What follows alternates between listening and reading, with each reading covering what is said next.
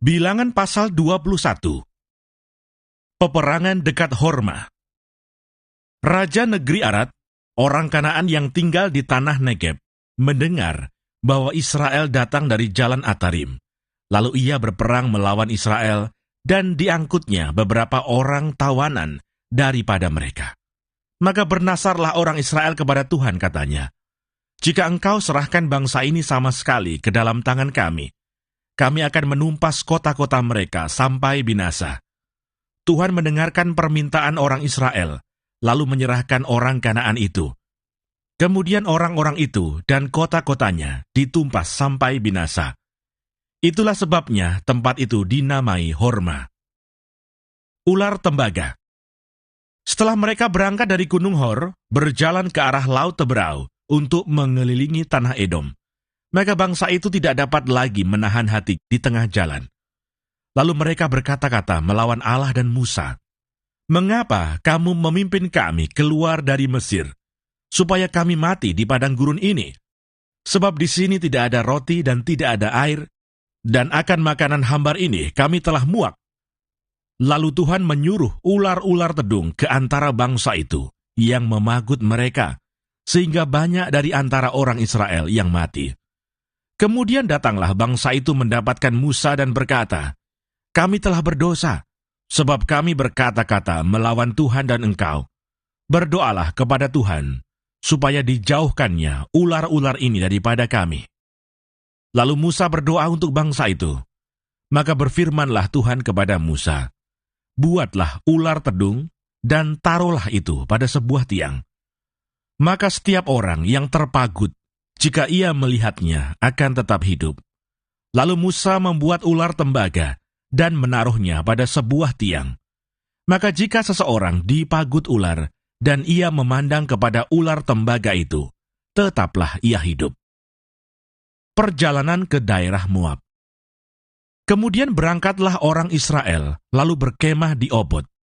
Berangkatlah mereka dari Obot, lalu berkemah dekat reruntuhan di Abarim, di padang gurun yang di sebelah timur Moab. Dari situ berangkatlah mereka, lalu berkemah di lembah Seret. Dari situ berangkatlah mereka, lalu berkemah di seberang sungai Arnon yang di padang gurun dan yang keluar dari daerah orang Amori. Sebab sungai Arnon ialah batas Moab, di antara orang Moab dan orang Amori. Itulah sebabnya dikatakan dalam kitab peperangan Tuhan, "Waheb di Sufa dan lembah-lembah ke sungai Arnon, dan lereng lembah-lembah, lereng itu terbentang ke tempat di mana terletak kota Ar, dan bersandar pada batas daerah Moab. Dari sana mereka ke Beer. Inilah sumur di mana Tuhan berfirman kepada Musa, 'Kumpulkanlah bangsa itu, maka aku akan memberikan air kepada mereka.' Pada waktu itu orang Israel menyanyikan nyanyian ini, 'Berbual-bualah, hai sumur. Mari kita bernyanyi-nyanyi, berbalas-balasan, karena sumur yang digali oleh raja-raja, yang dikorek oleh kaum bangsawan di antara bangsa itu, dengan tongkat-tongkat kerajaan, dengan tongkat-tongkat mereka. Dan dari padang gurun mereka ke Matana, dari Matana ke Nahaliel, dari Nahaliel ke Bamot, dari Bamot ke lembah yang di daerah Moab, dekat puncak gunung Pisga, yang menghadap padang belantara." Peperangan melawan Sihon, Raja Hesibon. Kemudian orang Israel mengirim utusannya kepada Sihon, Raja orang Amori dengan pesan, "Izinkanlah kami melalui negerimu. Kami tidak akan menyimpang masuk ke ladang-ladang dan kebun-kebun anggurmu. Kami tidak akan minum air sumurmu. Di jalan besar saja kami akan berjalan, sampai kami melalui batas daerahmu." Tetapi Sihon tidak mengizinkan orang Israel berjalan melalui daerahnya. Bahkan ia mengumpulkan seluruh laskarnya, lalu keluar ke padang gurun menghadapi orang Israel. Dan sesampainya di Yahas, berperanglah ia melawan orang Israel. Tetapi orang Israel mengalahkan dia dengan mata pedang, dan menduduki negerinya dari sungai Arnon sampai ke sungai Yabok, sampai kepada Bani Amon, sebab batas daerah Bani Amon itu kuat. Dan orang Israel merebut segala kota itu, lalu menetaplah mereka di segala kota orang Amori, di Hesibon dan segala anak kotanya. Sebab Hesibon ialah kota kediaman Sihon, raja orang Amori. Raja ini tadinya berperang melawan raja Moab yang lalu, dan merebut dari tangannya seluruh negerinya sampai ke sungai Arnon.